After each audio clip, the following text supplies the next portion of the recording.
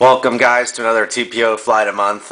This month I'm gonna do something a little bit different. I'm actually gonna tie 3 flies. They're very simple patterns. They're all midges, and they're all 2-minute flies. For the first fly, I'm just gonna tie a standard Zebra Midge. For the bead here, I have an unfinished tungsten bead. I think this is gonna be the new thing. I really like the silver, as you guys know. But this one has a lot less flash. It's more toned down. It's more subdued. And I've done really well on them in the past few weeks. Been sandbagging this one. Alright, so here we go. I'm going to start off. It's a $24.99, size 18, TMCO. I love this hook. Holds the fish very well. Large hook gap, as you can see, in relation to the shank of the fly. So here we go. I'm going to start. Enough talking. I'm going to start. I'm going to UTC 70 denier thread in black. Alright, like this thread. It's very thin. Has a nice shine to it. Alright, I'm going to tie in extra small silver rib. Alright. I'm going to go down fairly well down into the, the bend of the hook. Going to build up a little body here. Alright, I'm going to come back behind the bead. One more time, wind down there. Alright, come back to the bead. We're almost done, like I said. These are all going to be quick ties. And just figured, saw a post in the forum there. Somebody asking about midge variations. So here's one real simple one. And guys, don't think you have to get crazy with midges. You want to give the trout very little to refuse. No crazy legs and all that nonsense. Although I do like Davy's whitetail midge. Alright, gonna break the copper wire off. Gonna take a dab of glue right behind the bead. Gonna whip finish this one.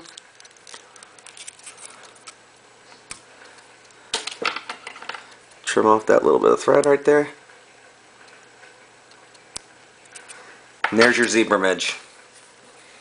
As you can see, the profile, it's tied in the round, looks the same from all the different angles. Alright, very simple fly. Alright, second one here, almost the same. I'm going to start off with the same thread. Build up a little mass behind the bead. Break the thread off. Get my rib. Tie in the rib here. Build up a body. Go down into the hook shank. These are all simple patterns, but everyone should have them in their fly box. I really like the tungsten bead on these, gets it to the bottom. I haven't found that the tungsten bead causes me to catch any less fish, even on smaller flies. I'm going to wrap my rib. Extra small silver wire. Right. Come up here. Take a couple wraps. Break the thread. Break the wire. Alright, fly's almost done. Alright, now, the only difference with this one is my little variation. I'm going to take Davy Watton Prism SLF. I'm going to take a little peacock. Going to dub it onto the thread. I'm going to wrap that behind the bead just to give it a little flash. As you can see, sparkles a little bit in the light. I think it just adds a little trigger to the fly, and we all have learned in the last little bit that triggers do make us catch a few more fish. I'm going to dab a little glue in there. Going to whip finish this one. Oop. A little camera shy there. I'll wrap the dubbing again. Gonna whip finish.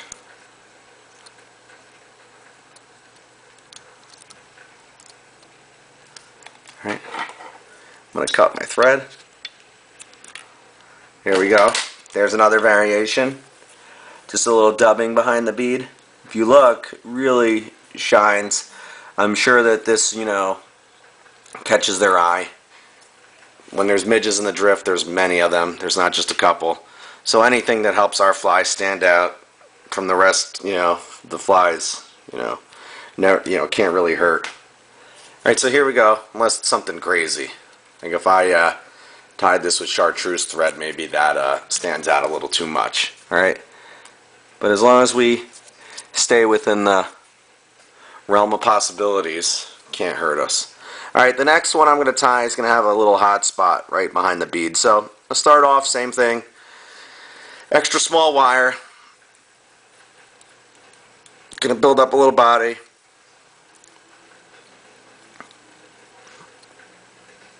There we go. Making it a little bit thicker. Alright, now I'm going to rib it. Same as all the other flies. If you notice, most of the variations of these flies come in the thorax region of the fly. Okay, there we go. Alright. Break the wire. Alright, now just gonna take a half hitch here. Alright, now to make my thorax in this fly, I'm going to use Danville's 70 denier. It's a fluorescent pink. Going to make a pretty thick band of this right behind the bead. It's going to be my hot spot. I've had some really good luck with this lately. Saw this in Lauren's fly box. Stole this from him. Deadly. Absolutely deadly. So now what I'm going to do is I'm just going to take a little bit of glue, dab it onto the thread.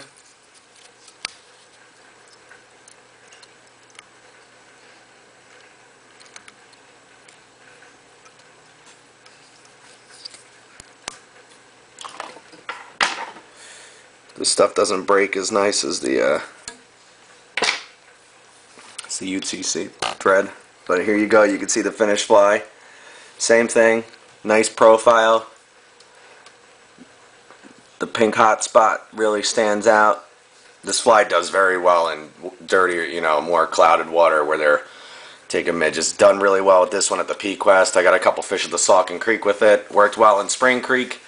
And of course the Little J where they eat almost anything, it worked really well. I'm sure it'll work well wherever you guys fish. Have fun, guys. No matter what variety you tie with these flies, let's keep it simple and catch more fish.